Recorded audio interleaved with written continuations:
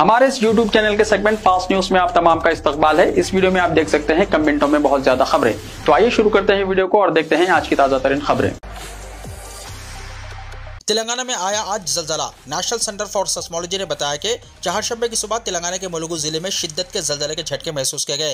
हैदराबाद में भी जलजले के झटके महसूस किए गए। जलजला आज सुबह 7:27 पर आया, जिससे मक्किनों में खौफ हिरास फैल गया। जानी या माली नुकसान की फौरी इत्तला नहीं मिली। हुक्काम सूरत हाल का जायजा ले रहे हैं, जबकि माहिरीन ने जलजले के दौरान रिहायशों को चौकस रहने और हुजूम या गैर महफूज ढांचे से गुरेज करने का मशवरा दिया है।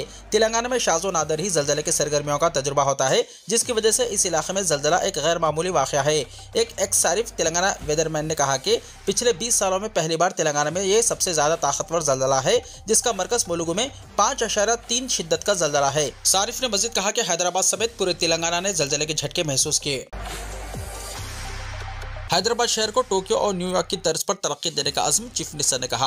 शहर हैदराबाद को जापान के शहर टोक्यो और अमेरिकी शहर न्यूयॉर्क की तर्ज पर तरक्की दी जाएगी और शहर हैदराबाद की तरक्की के सिलसिले में हुकूमत की जानिब से कई इक़दाम किए जा रहे हैं। चीफ मिनिस्टर ए रेवंत रेड्डी ने आज राइजिंग हैदराबाद प्रोग्राम से खिताब के दौरान ज़्यादा 7,000 करोड़ के प्रोजेक्ट्स का इफ्तिताह और सगे बुनियाद रखने के बाद अपने खिताब के दौरान ये बात कही। उन्होंने इस्तिफ़सार किया कि पुराने शहर को इस्तांबुल के तौर पर तरक्की देने वाले कहाँ हैं और इनके ऐलान का क्या हुआ सब जानते हैं। चीफ मिनिस्टर ए रेवंत रेड्डी ने बताया कि रियासती हुकूमत की जानिब से आज दोनों शहरों में जिन तरक्याती कामों का आगाज किया जा रहा है, इनकी आजिलाना तकमील को यकीनी बनाया जाएगा। मिस्टर ए रेवंत रेड्डी ने भारतीय जनता पार्टी के कायदीन को चैलेंज करते हुए कहा कि अगर वो मरकजी हुकूमत से शहर हैदराबाद के लिए 1,50,000 करोड़ रुपए हासिल करने में कामयाब होते हैं, तो वो वज़ीर आज़म नरेंद्र मोदी और मरकजी वज़ीर कोयला मिस्टर जी किशन रेड्डी की परेड ग्राउंड में लाखों अफराद की मौजूदगी में तहनीती तकरीब करेंगे। उन्होंने मरकजी वज़ीर मिस्टर जी किशन रेड्डी को मशवरा दिया कि वो वज़ीर आज़म नरेंद्र मोदी को हैदराबाद का दौरा करवाते हुए मूसा नदी की आलूदगी का मुशाहिदा करवाएं। गाड़ी की टक्कर से तेंदुआ जख्मी। रियासत तेलंगाना के जिले कामारेड्डी में नेशनल हाईवे पर वाक़या। रियासत तेलंगाना के जिले कामारेड्डी में तेंदुआ हादसे का शिकार हो गया। ये वाक़या सदाशिव नगर मंडल में 44वें कौमी शाहरा पर मंगल की रात पेश आया, जो चंद्रायनपल्ली और दुग्गी गांव के दरमियान वाक़ है। तेंदुआ एक नामालूम गाड़ी की टक्कर से जख्मी हो गया। हादसे के फौरन बाद तेंदुआ कुछ देर तक सड़क पर बेहिस व हरकत बैठा रहा। बाद तेंदुआ जख्मी हालत में जंगल की तरफ चला गया। सड़क से गुजरने वाले मुसाफिर तेंदुए को देखकर खौफजदा हो गए। इस वाक़े ने इलाके में खौफ हिरास पैदा कर दिया। कामारेड्डी के रेंज ऑफिसर रमेश और सेक्शन ऑफिसर मुबशिर अली ने महकमा जंगलात के अमले के साथ मुकामी वाक़े का दौरा किया। जख्मी तेंदुए की तलाश के लिए कोशिशें जारी है ताकि इसकी हिफाजत और इलाज किया जा सके। ये वाक़या जंगली हयात के तहफ़्फ़ुज़ की अहमियत को उजागर करता है और ये जाहिर करता है कि कौमी शाहराहों पर जंगली जानवरों के तहफ़्फ़ुज़ के लिए मज़ीद इक़दामात की ज़रूरत है। तेलंगाना के आसिफाबाद में शेर के पंजों के निशान, हुक्काम चौकस। महकमा जंगलात के ओहदेदारों ने आज सुबह तेलंगाना के जिले आसिफाबाद के सिरपुर फॉरेस्ट रेंज के तहत अटिकाला पहाड़ गांव के करीब शेर के पंजों के निशान देखे। रेंज ऑफिसर इकबाल हुसैन ने बताया कि शेर गांव के करीब जंगलाती इलाके में हैं। उन्होंने मुकामी अफराद को होशियार रहने का मशवरा दिया। महकमा जंगलात के ओहदेदार मुख्तलिफ देहातों में बड़े पैमाने पर बेदारी प्रोग्राम मुनक्किद कर रहे हैं, जहाँ शेर की नकलो हरकत देखी जा रही है।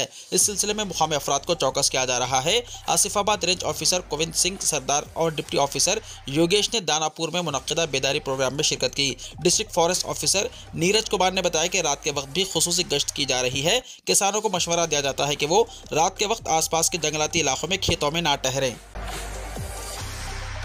FTL और बफर जोन में गैर मजाज तामीरात। शहर के नवाही इलाकों में हाइड्रा की जानिब से की जाने वाली इन्हिदामी कार्रवाई के बाद एक मरतबा फिर से दोनों शहरों हैदराबाद और सिकंदराबाद के इलाकों में तालाबों और कुंटों के बफर जोन और FTL में की गई तामीरात के अलावा गैर मजाज तामीरात के मालिकान में एक मरतबा फिर से खौफ की लहर पैदा हो चुकी है और हाइड्रा की कार्रवाइयों पर तशवीश का इजहार किया जाने लगा है।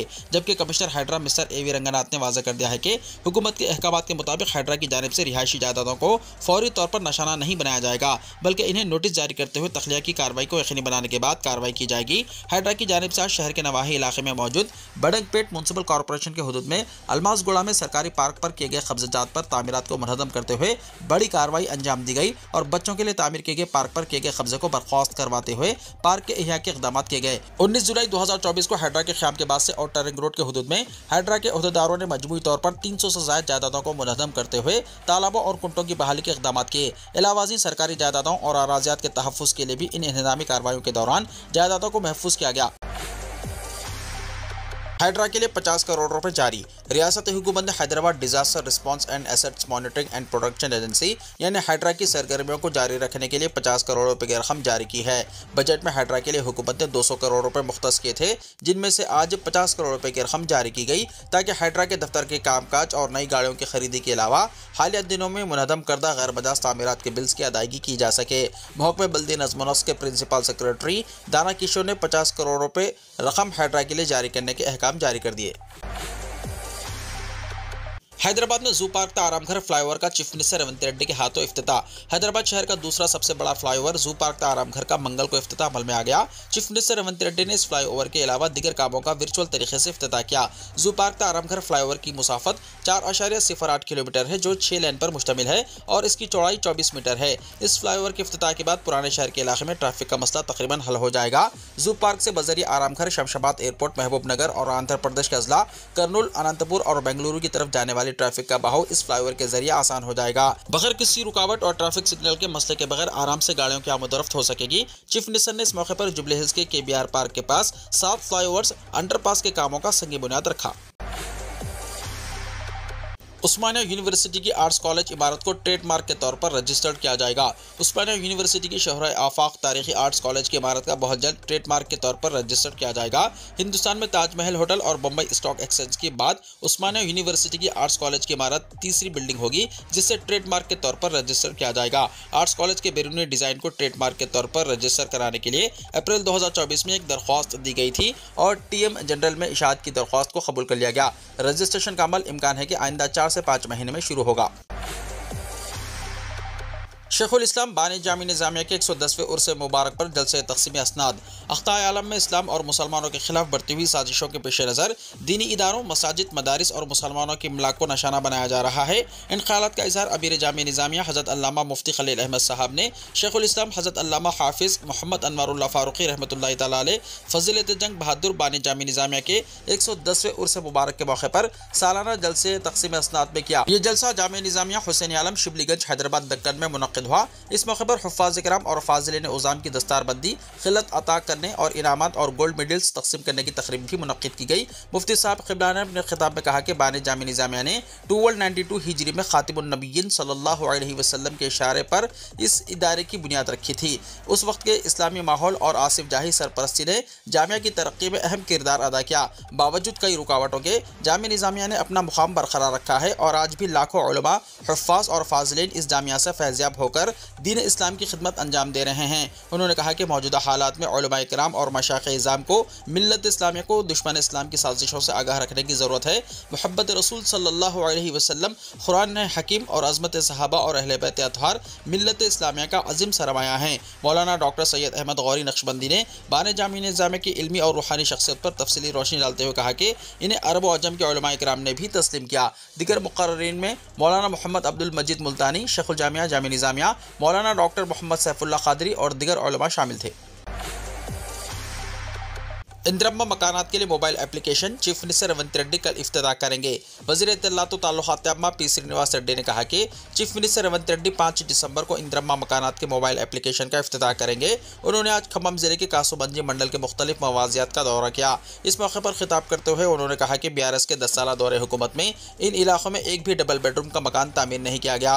उन्होंने कहा कि BRS ने डबल बेडरूम के मकानात के नाम पर आवाम को 10 साल तक गुमराह किया। ताहम कांग्रेस हुकूमत आवाम से किए गए वादों के मुताबिक इंदिरम्मा मकानात की तामीर की पाबंद अहद है। पहले मरहले के तहत रियासत भर में 4.5 लाख मकानात मंजूर किए जाएंगे। हर असेंबली हल्के में कम से कम 3,500 मकानात को मंजूरी दी जाएगी। वज़ीर मौसूफ ने अवाम को मशवरा दिया कि इंदिरम्मा मकानात के हुसूल के लिए किसी भी दरमियानी अफराद को रकम देने की ज़रूरत नहीं है। शफ़ाफ अंदाज में मकानात का अलॉटमेंट किया जाएगा। इसके लिए ही मोबाइल एप्लीकेशन को तैयार किया गया है। उन्होंने कहा कि कांग्रेस हुकूमत सियासी वाबस्तगी को बालाए ताख रखते हुए तमाम जमातों के कारकुनों को उनकी अहलियत की बुनियाद पर इंदिरम्मा मकानात मुख्तस करेगी। तेलंगाना में अगले 3 से 5 दिनों तक बारिश की पेशकाशी। रियासत तेलंगाना में आने वाले 3 से 5 दिनों के दौरान हल्की से मुतदिल बारिश होने का इम्कान जाहिर किया गया है। महकमे मौसमियात के अहदेदार रविंदर कुमार ने बताया कि तेलंगाना के मशरक़ी अजला में बारिश की शिद्दत मामूली रह सकती है, जबकि दूसरे अजला में कहीं कहीं हल्की बारिश हो सकती है। उन्होंने मज़ीद कहा कि बारिश की वजह से दर्जा हरारत में कमी वाक़ हो सकती है, जिससे सर्दी का असर कुछ कम होगा, लेकिन शुमाली तेलंगाना के इलाकों में सर्दी का असर बरकरार रहने का इम्कान है। मूसा रिवर फ्रंट प्रोजेक्ट हैदराबाद की तरक्की में नए बाब का इजाफा। सदर प्रदेश कांग्रेस महेश कुमार गौड़ ने तेलंगाना में आवाम की जानिब से कांग्रेस के इख्तिदार के हक में फैसले के 1 साल की तकमील पर आवाम को मुबारकबाद पेश की। उन्होंने कहा कि रियासत में प्रजा पालना के क़याम में अहम रोल अदा करने वाले आवाम को वो मुबारकबाद पेश करते हैं जिन्होंने बदउनवानियों और बेकायदगियों पर मबनी 42 दौर हुकूमत का खात्मा किया। उन्होंने कहा कि साबिक़ में फार्म हाउस से हुक्मरानी की गई और अवामी मसाइल को नजरअंदाज कर दिया गया। तेलंगाना आवाम ने 1 साल पहले आज ही के दिन कांग्रेस की हुक्मरानी के हक में फैसला दिया है। उन्होंने कहा कि 1 साल में रेवंत रेड्डी हुकूमत ने तालीम और सेहत के शोबेजात को अव्वलीन तरजीह देते हुए गरीब खानदानों की भलाई को यकीनी बनाया है। इंतखाबी वादों की तकमील के अलावा कई फलाही प्रोग्रामों का आगाज किया गया। उन्होंने कहा कि 1 साल की मुद्दत में मुल्क की कोई और रियासत इस कदर तरक्याती और फलाही कामों की मिसाल नहीं पेश कर सकती। खवातीन के लिए RTC बस में मुफ्त सफर की सहूलत, आरोग्यश्री के तहत 10 लाख रुपए तक मुफ्त इलाज, 200 यूनिट मुफ्त बरक़ी सरबराही और 500 रुपए में गैस सिलेंडर जैसे वादों की तकमील की गई है। महेश कुमार गौड़ ने कहा कि किसानों को 2 लाख रुपए तक कर्ज मुआफी के लिए 21,000 करोड़ जारी किए गए और 23 लाख किसानों को फायदा हुआ है। बारीक चावल पर फी कुंटल 500 रुपए बोनस अदा किया जा रहा है। उन्होंने कहा कि 1 साल की मुद्दत में 54,500 सरकारी जायदादों पर तकर्रुरात किए गए। नौजवानों को मुख्तलिफ शोबेजात में महारत के लिए स्किल यूनिवर्सिटी और खेलकूद की हौसला अफजाई के लिए स्पोर्ट्स यूनिवर्सिटी कायम की जा रही है। उन्होंने कहा कि मूसा रिवर फ्रंट प्रोजेक्ट के जरिए हैदराबाद की तरक्की में एक नए बाब का इजाफा होगा। महाराष्ट्र के कारगुजार chief minister Eknath Shinde hospital में शरीक। रियासत महाराष्ट्र में नई हुकूमत तश्कील देने के लिए सरगर्मियां तेज हो गई हैं और दूसरी तरफ रियासत के कारगुजार चीफ मिनिस्टर एकनाथ शिंदे खराबी सेहत की वजह से हॉस्पिटल से रुजू हुए। ज़राए के मुताबिक उनकी नासाज तबीयत से मुतल्लिक़ खबरें कुछ दिनों से सामने आ रही थी, लेकिन अब उनकी हालत ज़्यादा ख़राब हो गई है। डेंगू और मलेरिया का टेस्ट किया गया जिसकी रिपोर्ट मनफी आई है, लेकिन मुसलसल बुखार की वजह से वह बहुत कमज़ोरी महसूस कर रहे हैं। एकनाथ शिंदे की प्लेटलेट्स भी कम हो गई है। इन्हें गले में इन्फेक्शन भी है। इस वक्त वो थाने में वाक़ जुपिटर हॉस्पिटल में शरीक हैं। डिजिटल अदायगी के बढ़ते रुझान ने ATM की मांग को कम किया, जिसका सबसे ज़्यादा असर दही इलाकों पर पड़ा। यूनिफाइड पेमेंट्स इंटरफेस यानी UPI जैसे डिजिटल प्लेटफॉर्म्स के बढ़ते हुए इस्तेमाल की वजह से ATM की मांग में कमी आई है। लोग अब रोज़ाना की खरीदी से लेकर बड़े लेन देन तक हर चीज़ के लिए UPI का इस्तेमाल कर रहे हैं। 5 सालों में पहली बार मुल्क में ATM की तादाद में कमी आई है। हुकूमत ने पीर को पार्लियामेंट को बताया कि सितंबर 2024 के आखिर तक ATM की तादाद कम होकर 2,55,078 हो गई है, जबकि 1 साल पहले ये तादाद 2,57,940 थी। इस अरसे के दौरान 1% से ज्यादा की कमी देखी गई है। दही इलाकों में ये कमी 2.2% थी, जहां ATM की तादाद घटकर 54,186 हो गई। मेट्रो में भी 1.6% की कमी आई और ATM की तादाद घटकर 67,224 हो गई। ATM की तादाद में कमी की वजह वज़ीर मुमलिकत बराए खजाना पंकज चौधरी ने लोकसभा में बताया कि सरकारी बैंकों ने ATM को बंद करने की कई वजूहात बताई हैं। इनमें बैंकों का इस्तेहकाम, ATM का कम इस्तेमाल, कारोबारी मुनाफे का फुकदान और ATM की मुंतकिली शामिल है। बैंकर्स का कहना है कि डिजिटल अदायगियों के बढ़ते हुए रुझान और UPI के ज़हूर ने नकदी के इस्तेमाल को कम कर दिया है, जिससे ATM को काम करना नाकाबिल अमल हो गया है। दिल्ली की जामा मस्जिद पर हिंदू सेना का दावा, कहा औरंगजेब ने मस्जिद के नीचे मूर्तियों को दफन किया। हिंदू सेना के कौमी सदर विष्णु गुप्ता ने हिंदुस्तानी महकमे आसार खादिमा के डायरेक्टर जनरल को खत लिखकर जामा मस्जिद दिल्ली के सर्वे का मुतालबा किया। हिंदू सेना का दावा है कि औरंगजेब ने जोधपुर और उदयपुर के कृष्णा मंदिरों को गिराकर मूर्तियां दिल्ली के जामा मस्जिद के कदमों में दफन कर दी थीं। हिंदू सेना का कहना है कि दिल्ली की जामा मस्जिद में मूर्तियों के बाक़ियात मौजूद हैं। इसका सबूत औरंगजेब पर लिखी गई किताब मसीर आलमगीरी औरंगजेब नामे में मौजूद है, जिसको साकी मुश्ताक खान ने लिखा है।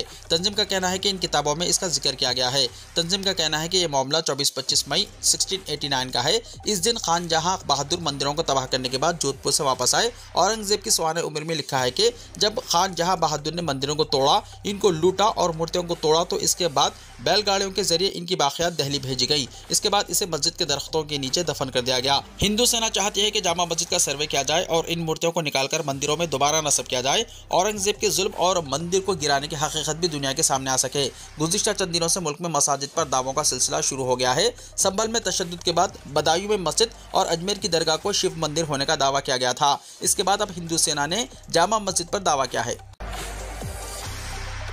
संभल तशद्दुद बीजेपी की साजिश, पार्लियामेंट में अखिलेश का दावा। समाजवादी पार्टी के रुकन पार्लियामेंट अखिलेश यादव ने मंगल के रोज पार्लियामेंट में संभल तशद्दुद वाक़े को उठाया और कहा कि यह वाक़या एक मनसूबाबंद साजिश का हिस्सा था। उन्होंने कहा कि बीजेपी और इसके इत्तेहादियों की जानिब से मसाजिद में खुदाई के बारे में जो बयानात दे रहे हैं वो मुल्क में भाईचारे को तबाह कर देगा। यादव ने संभल इंतजामिया पर जानिबदाराना रवैया अपनाने का इल्जाम किया और कहा कि वो बीजेपी के कारकुनों की तरह काम कर रहे हैं। वो अफसरान जो वहाँ काम कर रहे हैं, ऐसा लगता है जैसे वो बीजेपी के कारकुन हैं। संभल का वाक़या बीजेपी की सोची समझी हिकमत अमली है ताकि यूपी की ज़िमनी इंतखाबात में धांधलियों से आवाम की तवज्जो हटाई जा सके। अखिलेश यादव ने कहा कि पुलिस अफसरान ने आवाम के साथ बदतमीजी की और इन पर गोलियां चलाईं। इस वाक़े में 5 बेगुनाह लोग मारे गए और कई जख्मी हुए। इन अफसरों के खिलाफ कत्ल का मुकदमा दर्ज होना चाहिए और इनको मुअत्तल किया जाना चाहिए। मुतासिरीन को इंसाफ दिया जाए। उन्होंने इल्ज़ाम लगाया कि वज़ीर-ए-आज़म मोदी और यूपी के चीफ मिनिस्टर योगी आदित्यनाथ के दरमियान इख्तिदार की जंग चल रही है। उन्होंने कहा कि लखनऊ और दिल्ली के दरमियान खींचतान जारी है और वही तरीके जो मरकज़ में अपनाए गए हैं लखनऊ में भी इस्तेमाल हो रहे हैं। जनूबी कोरिया में मार्शल लॉ नाफिज। जनूबी कोरिया के सदर यून सोक यूल ने मुल्क में मार्शल लॉ नाफिज कर दिया है। सिविल से खबर एजेंसी के मुताबिक सदर ने कहा कि शुमाल कोरिया की तरफ झुकाव रखने वाली अपोजिशन रियासत मुखालिफ सरगर्मियों में मुलव्विस है। अपोजिशन की रियासत मुखालिफ सरगर्मियों की वजह से मार्शल लॉ नाफिज किया गया है। उन्होंने मज़ीद कहा कि शुमाली कोरिया की तरफ झुकाव रखने वाली अपोजिशन पार्लियामेंट पर काबिज थी। कोविड वबा के दौरान मास्क और समाजी दूरी गैर ज़रूरी थी, रिपोर्ट में कहा गया। कोविड-19 वबा के आगाज़ और इसके असरात के मुताल्लिक़ अमेरिकी कांग्रेस की तहक़ीक़ात 2 साल बाद मुकम्मल हो गई है। एक रिपोर्ट में दावा किया गया है कि ये वायरस चीन के शहर वुहान की एक लैब से लीक हुआ था। अमेरिकी कांग्रेस की एक रिपोर्ट के मुताबिक कोविड-19 का सबब बनने वाला वायरस SARS-CoV-2 वायरस चीन में वुहान की लेबोरेटरी से निकला है। इसे गेन ऑफ फंक्शन नामी तहक़ीक़ के जरिए बनाया गया था। इस तहक़ीक़ में वायरस को मज़ीद ख़तरनाक बनाया जाता है ताकि इससे बचाव के तरीक़े तलाश किए जा सकें। 520 सफ़हात पर मुश्तमिल इस रिपोर्ट में मास्क पहनने और समाजी दूरी जैसे ज़ाब्तों पर भी तनक़ीद की गई है। रिपोर्ट्स बताती है कि 2019 के आखिर में वुहान इंस्टीट्यूट ऑफ वायरोलॉजी के कुछ मुहक़क़ीन कोविड जैसी अलामत वाली बीमारी में मुब्तला थे। ये वाक़या उस वक्त पेश आया जब वायरस के फैलाव के बारे में कोई सरकारी इत्तला नहीं थी। रिपोर्ट में कहा गया है कि अगर ये वायरस कुदरती तौर पर फैलता तो इसके शवाहिद अब तक मिल चुके होते। इसमें वुहान की गोश्त मार्केट से वायरस फैलने के दावे को भी मुस्तरद कर दिया गया। वीडियो को लाइक शेयर कीजिए और हमारे इस YouTube चैनल को सब्सक्राइब करते हुए इसके बेल आइकॉन को भी प्रेस कर लीजिए ताकि ऐसी ही ताज़ा तरीन खबरें आइंदा भी आपको मिलती रहें।